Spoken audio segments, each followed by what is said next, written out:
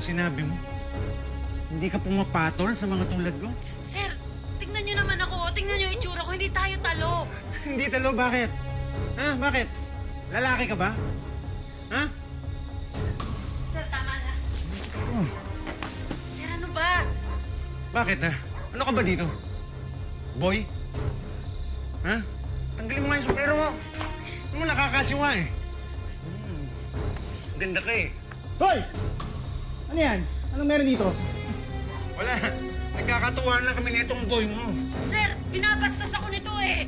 Binabastos ka, eh bisita ko yan. Pagbigyan mo! Oy Brad, galingan mo. Taas lang ako ah. Sir! Sir, ano ba? Ah! Pagbigyan mo lang ako. Ay! Malabang ka pa, ha? Halika dito! Dito! Halika dito! Ha? Ganun mo naman. Tama na, sir! Ano Ano ba? Ang kulit mo, ha? Sinabi na huwag ka na Kulit mo.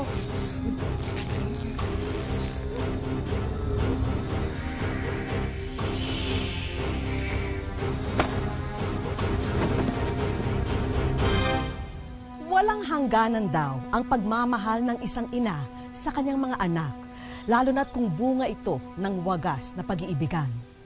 Ngunit biyaya rin kayang maituturing kung sila'y mga alaala ng isang masakit na karanasan? Ito po ang kwento ng isang natatanging dalaga na ipinaglaban ang kanyang pagiging isang ina sa gitna ng matitinding pagsubok at paghuhusga. Magandang hapon po, ito po ang wish ko lang. Ha? Huwag ka magpahalata na, kasi ako ingat na. Ako din. Alam mo lang.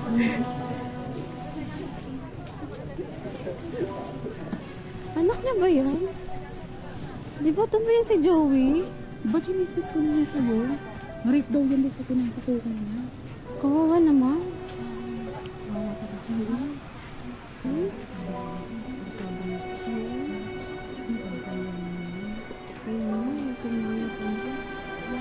Ano nga? Wala na, alis na tayo.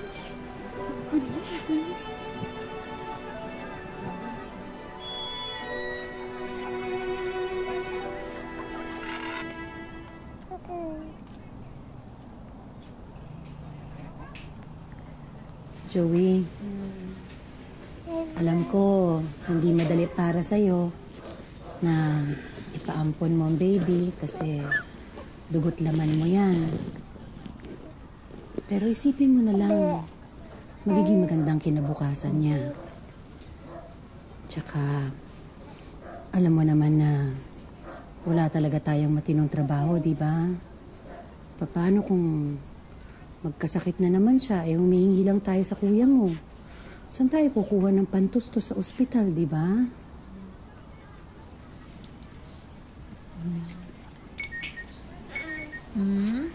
Anak, andyan na sila. Pag-usapan na natin to, di ba? Nay,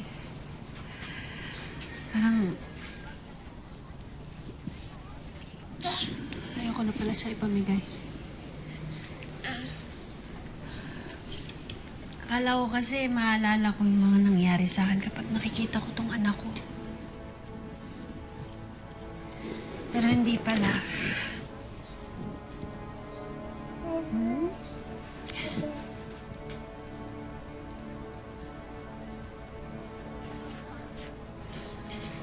Ayoko na ipamigay, Nay. Mahal na ako dito sa anak ko eh.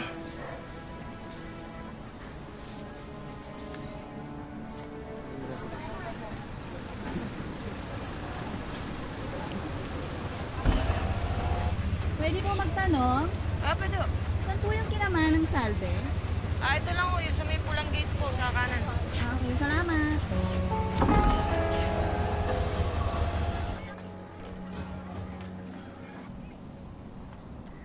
Kakayod ako. Tatrabaho ako kahit buong araw para raket ako para sa'yo, anak. Wag lang kita ipamigay. Joey, Ayoko din naman, anak. Pero isipin mo yung magiging kalagayan niya. Hindi lang ikaw ang mahihirapan. Mahihirapan lalo ang baby.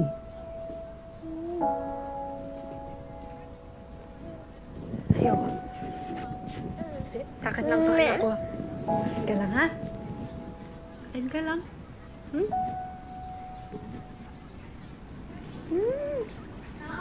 Manang salve? Joey, nandiyan na si Joey. Ayusin mo sarili mo. Ayusin mo sarili mo.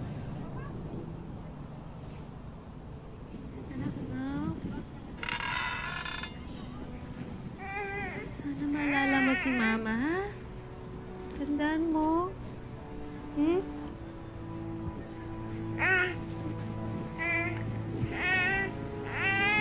Anak, mahal na mahal ka ni Mama, ha?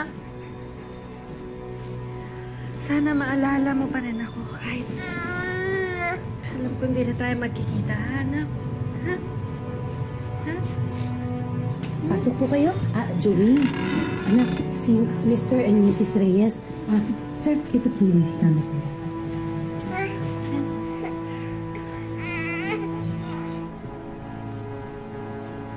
Sige na, anak. Siya na po ba yan? Pwede ko na po ba siyang kantahin? Opo, sige na anak, sige na. Pag-usapan na natin ito.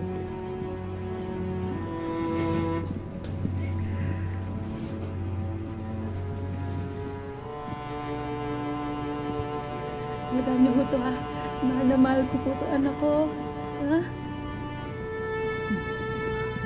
Huwag mo kalimutan si Mama, ha? Ha? Mrs. Reyes, sige po, magtawagan na lang po tayo. Mauna na po. Sige na. Sige po, Manang Salve. Tatawagan na lang po namin kayo, ha? Saglit lang. Sige po. Saglit lang. Anak! Anak! Huwag mo kalimutan si Mama. Mahal na mahal ka si Mama. Tama na, anak. Tama na.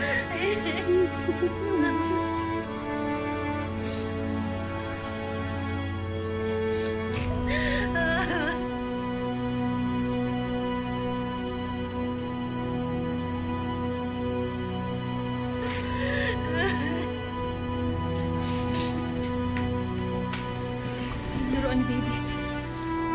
Joey, hayaan mo na. Sige na. Hindi, paborito niya to eh. Teka! Naiwanan ko eh! Paborito niya to. Hoy, teka!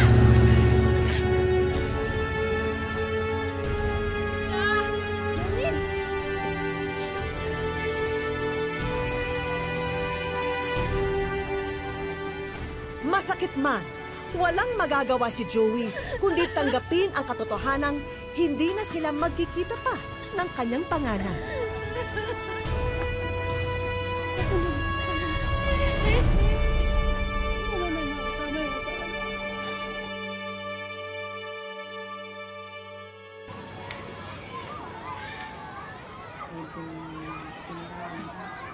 Ito po yung itinerary niya.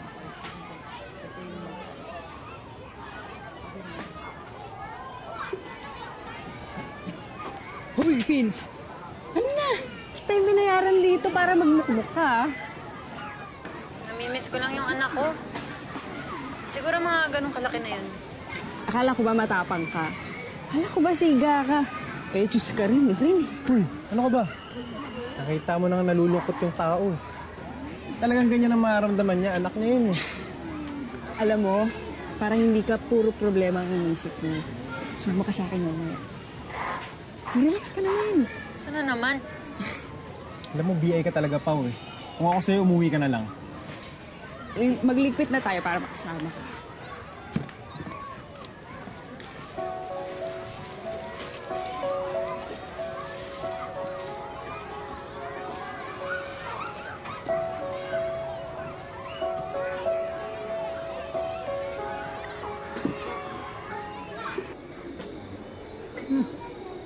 Ano? Umuwi na lang kaya ako. Asa mo di? Halika na. Andito na tayo eh. Nakakaya naman oh. Halika na. Basta uwi tayo agad. Oo, sige na. Tara na. Oy, gusta? Oy, Brad. Si Joey. Pinsan ko. Si Dan. Tarahin niyo na tayo.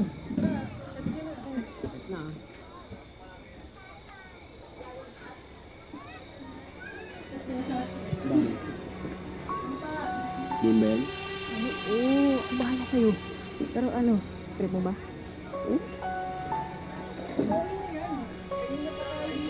Ano na? Joey, baka may gusto ko pang inumin, ha? Ayos na ako dito. Pulutan, oh. Ay, ako na pala. Ba? Lagay pa. Oy, Joey. Pin. Saan? Tat pa. Saan ba isip?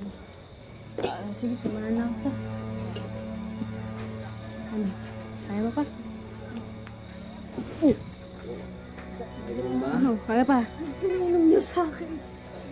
Uwi na lang ako. Dito ka na matulog na. Dito ka na. Dito ka na. Dito ka na nga ba?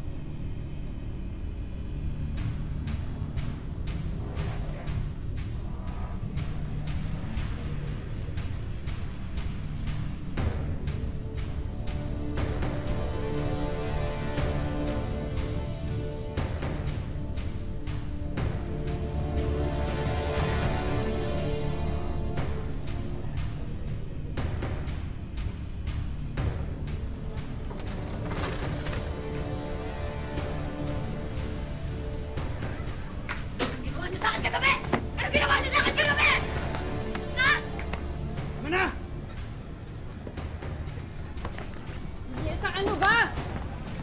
Ano ba, Pao? Naturingan kitang pinsan, tapos lolokohan niyo ako, gagaguhin niyo ako ganito, ha? Ha? Ano yan? Alam mo naman kung sino ka makapagsalita? Eh, di ba sanay ka naman na, di ba? Hayop ka! Di ba? O, ito. Pera! Para tumigil ka rin kasi ang dami mo saksak! Ano? Bayaran ba ako? Ha? Ano ba?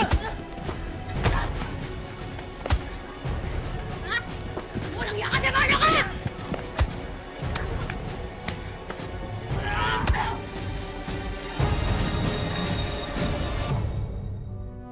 Hindi inaasahan ni Joey na maulit ang bangungot na kanyang pinagdaanan. Lalo na't ilang buwan matapos ang pangyayari, nalaman niyang siya'y nagdadalang tao muli. Gayunpaman, tinanggap pa rin ni Joey ang kanyang naging kapalaran. Bunga man ng karahasan ang ikalawang anak niya, tinanggap at minahal niya pa rin ang sanggol ng buong buo at walang halong galit. Anak ko, may bago kang laruan. Gusto mo? Oh. Teddy bear. Kumusta ang baby? Huh? Oh, ganda naman ang anak ko.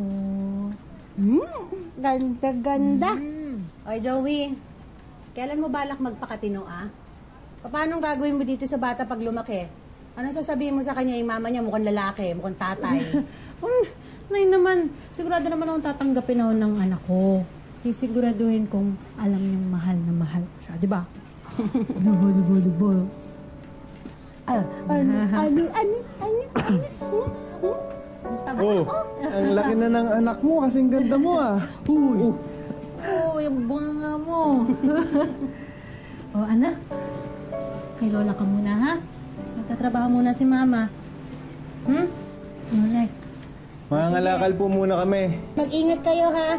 Oy, Mike, ikaw na bahala dyan sa dalaga ko, ha? Oh, dalaga? Bakit? Meron bang lalaking nanganganak? Ako! Ewan ko sa'yo. Ingatan mo yung dalaga ko. Sige po, ako na pong bahala sa kanya. Babay ka. Mama! Ang ganda-ganda ni Mama! Ay, sus. Sige. Kabuti. Play. Ay.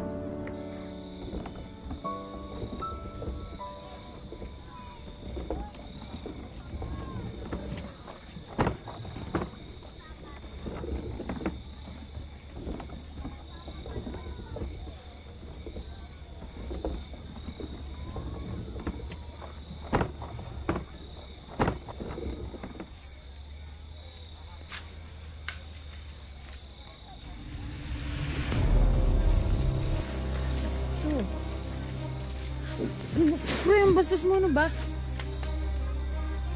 Alam ko naman na gusto mo eh. Ano ba pinagsasasabi mo? Na gusto mo. Lalaki, di ba? Huwag ka nga magbiro ng ganyan.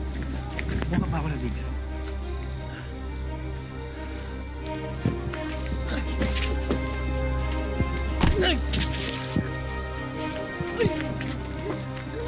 Bitawan mo ako! Huwag ka na lumaban. Ano ba? Wala nang makakaalam eh. Kat!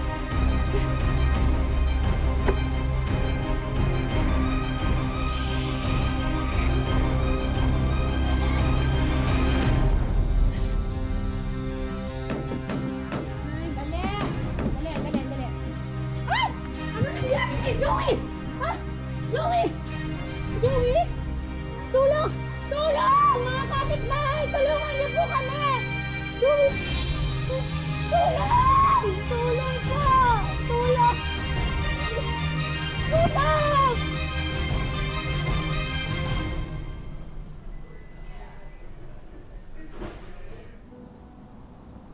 Anak, kumusta ang pakiramdam mo? Di ko na alam kung sino pagkakatiwalaan ko.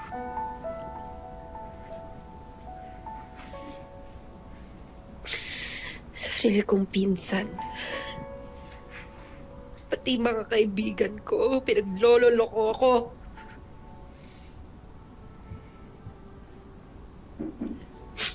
Hayop sila.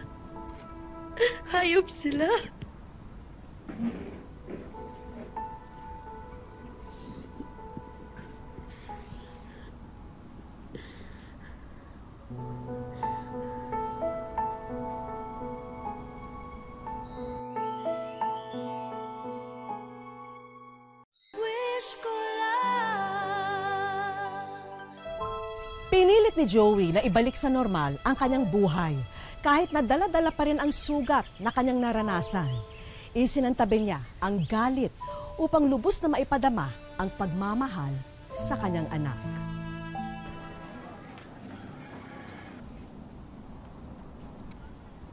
Sa ikatlong pagkakataon, muling nabuntis si Joey.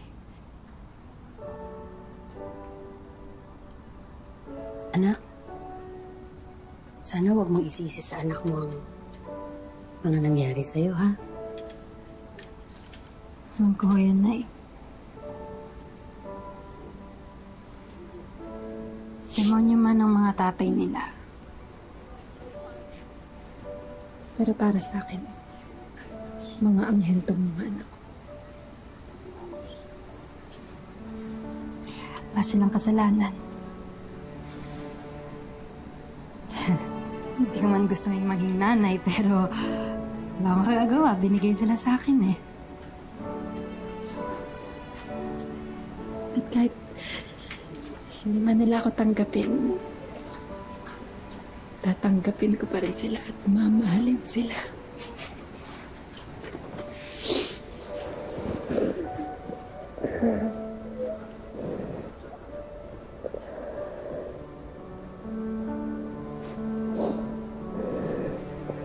Basta, anak. Ito ang tatandaan mo. Kahit ano pang nangyari sa'yo. Nandito lang ang nanay, susuportahan kita. Tsaka baka nakakalimutan ni mahal na mahal ka ng nanay. Pagpasensyahan mo na kung minsan hindi mo na gusto ang mga sinasabi ko. Pero isa lang ang tatandaan mo. Tanggap na tanggap ko ang buo mong pagkatao. At mahal na mahal kita.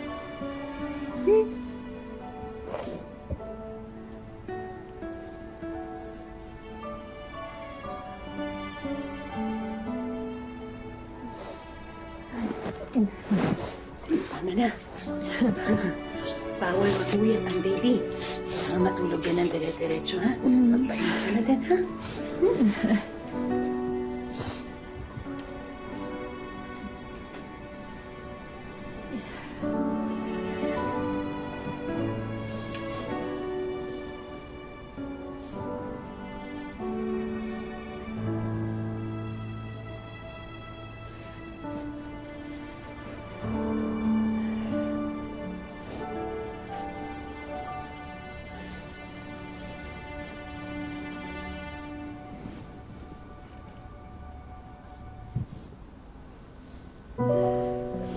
Anak, hindi man katulad si mama ng ibang nanay dyan.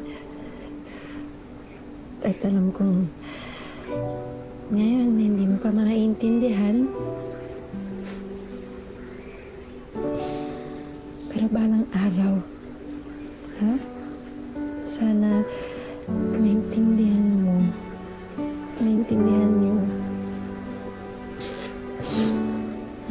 Na mahal ko kayo. Kahit ano pang mangyari.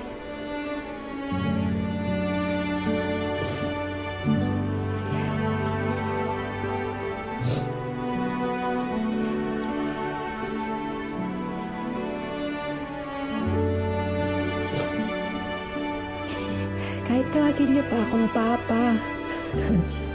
O mama. Wala akong pakialam. Basta mahal na mahal ko kayo.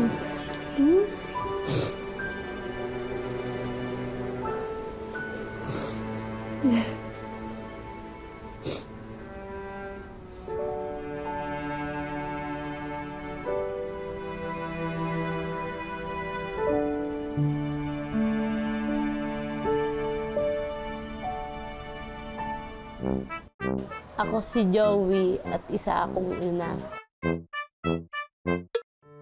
Hindi ko po pinagsisisihan na nagkaanak ako. Kasi alam ko po, darating yung araw tatanda ako may mag-aalaga sa akin. Alam ko sila po yung magpapasaya sa akin sa lahat ng hirap na dinanas ko.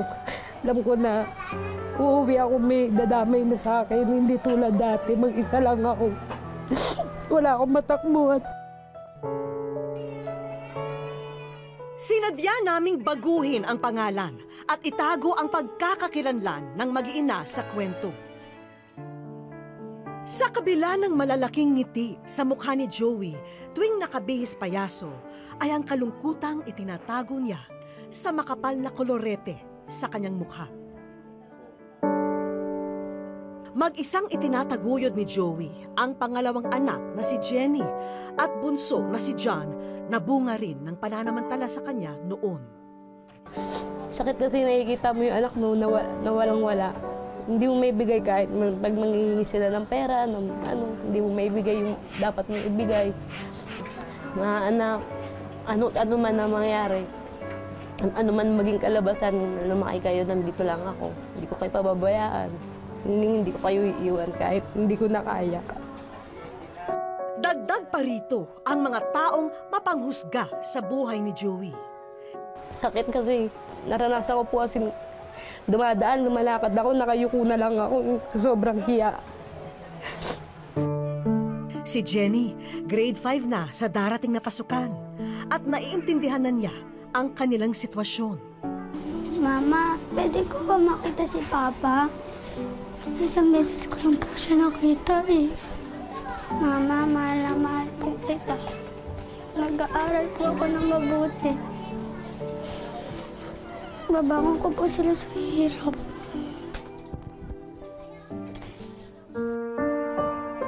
Pinatawad na raw ni Joey ang mga taong nanakit at nanloko sa kanya. Yung mga lalaki nanloko sa akin, yung mga tatay ng anak ko, sana huwag na nilang ulitin.